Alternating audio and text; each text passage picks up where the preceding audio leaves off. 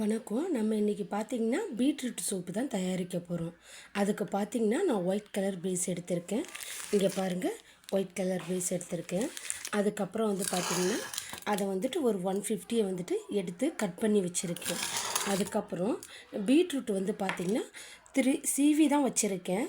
ஒரு சிலவங்க என்ன பண்ணுவாங்கன்னா அதை கட் பண்ணி போடுவாங்க, போட்டு மிக்சியில் அடிப்பாங்க. நான் அப்படி அடிக்கலை, சீவி வச்சுருக்கேன். இங்கே பாருங்களேன், உங்களுக்கே தெரியுதுங்களா? இந்த சீவு பலகைன்னு சொல்லுவோம்ல, அதில் சீவி வச்சுருக்கோம். அதுக்கப்புறம் பார்த்திங்கன்னா சோப்பு தயாரிக்கிறதுக்கு சிலிக்கான் மோல்டு தேவை. என்னடா எப்போதும் ஒரே மாதிரி போடுறோம் நீங்கள் நினச்சிருப்பீங்க. நான் வேறு ஒன்று ஆர்டர் போட்டிருக்கேன். அது வந்ததுக்கப்புறம் அதில் செஞ்சு காட்டுறேன். அதுக்கப்புறம் பீட்ரூட்டு சாரை ஃபில்ட்ரு பண்ணுறதுக்காக இந்த குட்டி கிண்ணம் வச்சுருக்கேன். இப்போ பார்த்திங்கன்னா நம்ம பீட்ரூட்டை எதுக்கு அதிகம் எடுத்துக்கணும்னு முதல்ல சொல்லிடுறேன். நம்மளோட அழகை பராமரிக்கிறதுல பார்த்திங்கன்னா பீட்ரூட்டுக்கு அதிக பங்கு இருக்குது. அது உதடாக இருக்கட்டும், இல்லை உடம்பாக இருக்கட்டும். நம்ம நலுங்கு மாவுக்கு அடுத்தது பார்த்திங்கன்னா சுழலான்னு பார்த்திங்கன்னா இந்த பீட்ரூட்டை சுழலாம். இது கிழங்கு வகையை சேர்ந்தது தான், மண்ணுக்கு அடியில் வளரக்கூடியது. நிறைய பேர் பார்த்திங்கன்னா இந்த பீட்ரூட்டு சேர்த்துக்கிறது இல்லை. இதை உணவில் எந்த அளவுக்கு சேர்த்துக்கிட்டு வரோமோ அந்த அளவுக்கு பார்த்திங்கன்னா நம்ம உடம்புல ரத்தம் விருத்தி ஆகும். அது மட்டும் இல்லை, ஒரு சிலவங்க நினைப்பாங்க எதுக்கு நம்ம இந்த உடம்புல இதை யூஸ் பண்ணணும், ஜூஸாக மட்டும் எடுத்துக்கலாமேன்னு.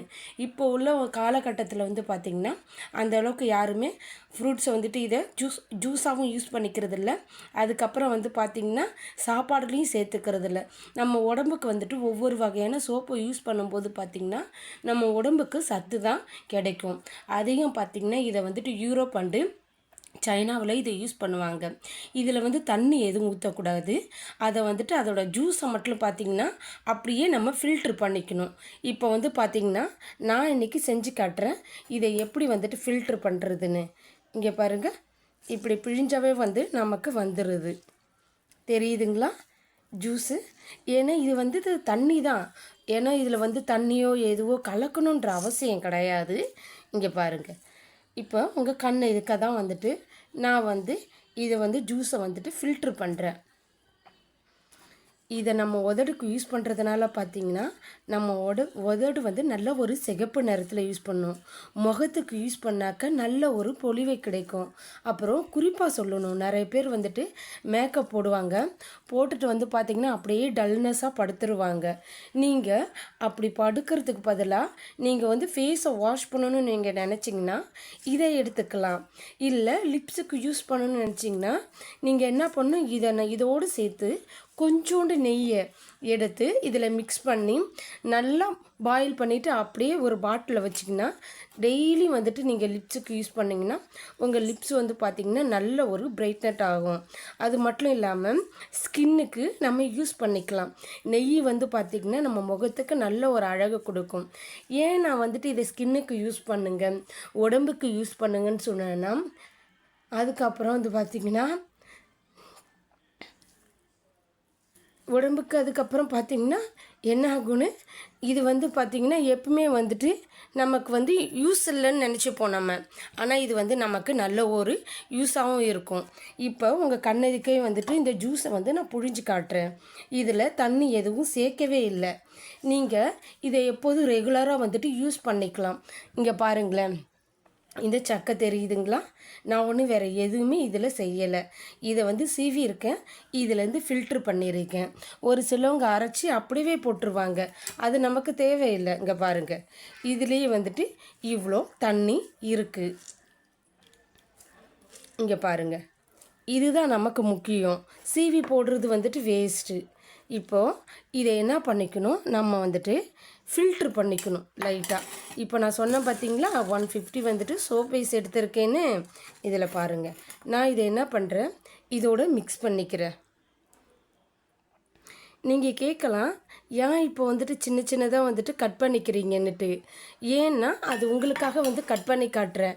ஏன்னா நான் எப்போதுமே பார்த்திங்கன்னா பெருசாக தான் பீஸை கட் பண்ணுவேன். ஆனால் ஒரு சிலதுக்காக பார்த்திங்கன்னா சின்னமாக கட் பண்ணுவேன். இப்போ நான் என்ன பண்ணுறேன், இதை பாயில் பண்ணி எடுத்துகிட்டு உங்களுக்கு சிலிக்கான் மோடில் ஊற்றி காட்டுறேன்.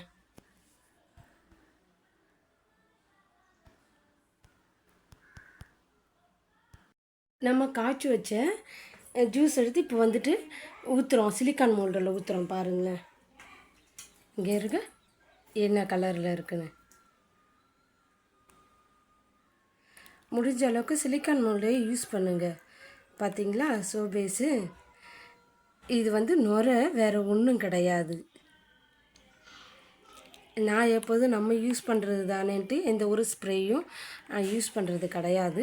சப்போஸ் உங்களுக்கு வேணும்னு தோணுச்சுன்னா நீங்கள் வேணால் யூஸ் பண்ணிக்கோங்க. நம்ம ஆல்ரெடி வந்து பார்த்திங்கன்னா ஒரு 150 எடுத்திருந்தோம்.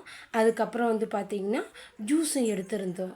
ஸோ நமக்கு உடம்புக்கும் சரி, முகத்துக்கும் சரி, லிப்ஸுக்கும் சரி, எதெல்லாம் வந்துட்டு எல்லாம் நமக்கு அழகு பொருளாக தோணுதோ அதை நம்ம யூஸ் பண்ணிக்கலாம்.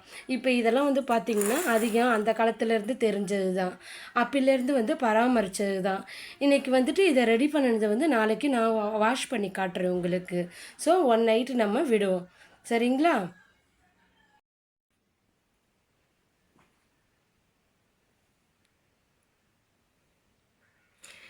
இப்போ பார்த்திங்கன்னா நம்ம வந்துட்டு பீட்ரூட் சோப்பு வந்துட்டு ரெடி பண்ணியிருக்கோம். இன்றைக்கி வந்து பார்த்திங்கன்னா அதை நான் உங்களுக்கு வாஷ் பண்ணி காட்டுறேன். அதோட டிசைன் கூட பாருங்களேன், அப்படியே இருக்குது.